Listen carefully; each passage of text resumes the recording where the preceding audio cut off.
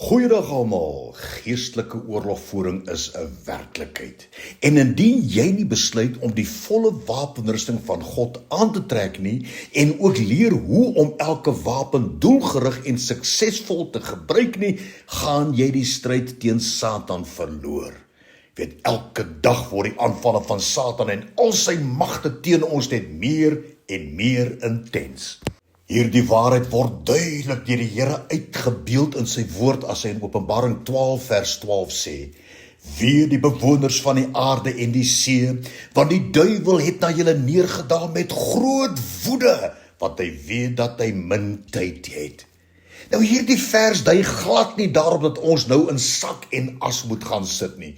Want vir ons as kinders van die Here is sy wonderlike belofte in Romeine 8 vers 34 tot 39.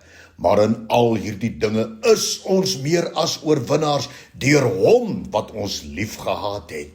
Want ek is verseker dat geen dood of lewe of engele, of owerhede of magte of teenwoordige of toekomende dinge, of hoogte of diepte of enige ander skepsel ons sal kan skei van die liefde van God, wat daar in Christus Jesus ons Here is nie. Is dit nie goeie nuus nie? Afgesien van die feit dat Satan met groot woede neergedaal het om ons te verwoes, moet die volgende opdrag en ook 'n begeerte van die Here ons wakker maak en aanspoor om te doen wat dit sê. Efesiërs 6 vers 10 en 11. Word kragtig in die Here en in die krag van sy sterkte.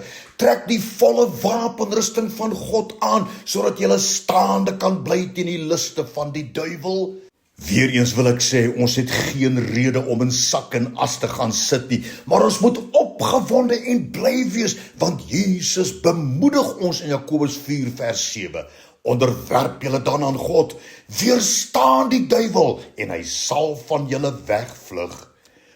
Ons kan oral om ons sien dat Satan het neergedaal met groot woede.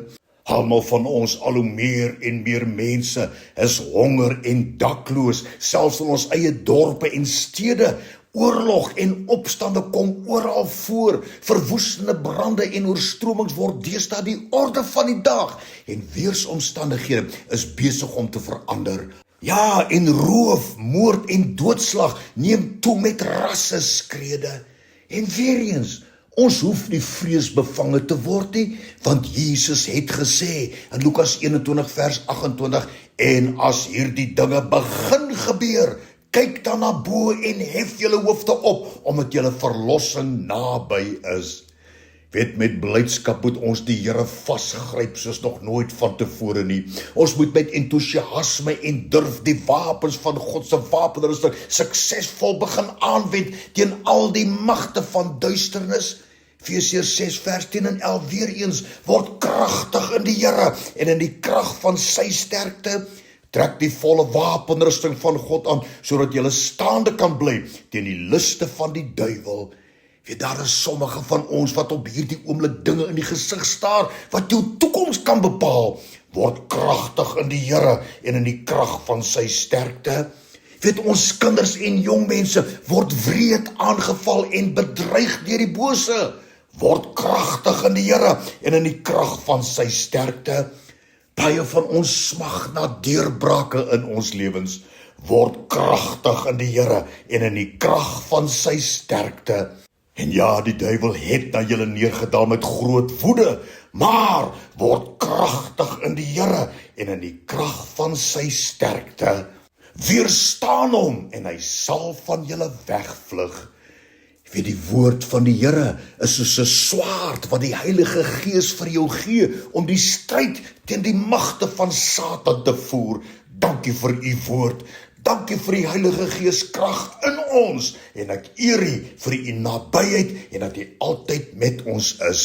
Amen.